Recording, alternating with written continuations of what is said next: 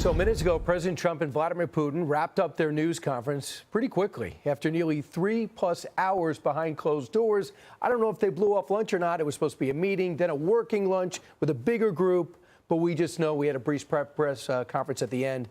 But they did seem to get something done. We just don't know what yet. White House correspondent Edward Lawrence. Edward, you saw how many business people came from the Russian side. And you also know the Commerce Secretary and Treasury Secretary made the trip. What do you take from that?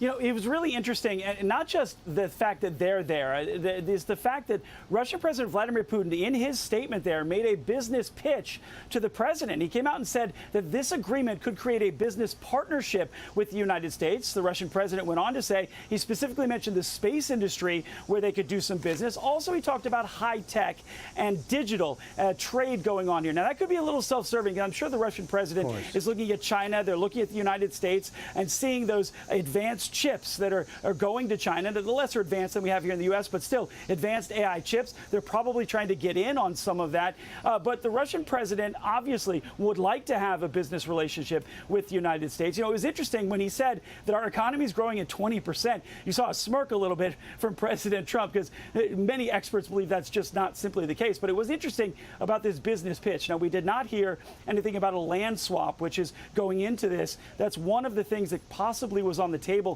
It's interesting with that land swap because if you look at a map of what the area that Russia controls in Ukraine, that's where the rare earth mineral mines are. And so if the U.S. starts swapping some of that territory, or if Ukraine starts swapping some of that territory, then there could be some issue related to the joint partnership that the U.S. has with Ukraine. We have a 50-50 deal on any future projects to mine some of that rare earth mineral. So there's a lot of global complexity going on with these talks back here. But again, President Trump says we're not quite there yet, which is the bottom line. Right. And that whole area has not been conquered by Russia. So why would Ukraine give up the most valuable piece of land that they've worked so hard to hold on to since they've been attacked since 2014?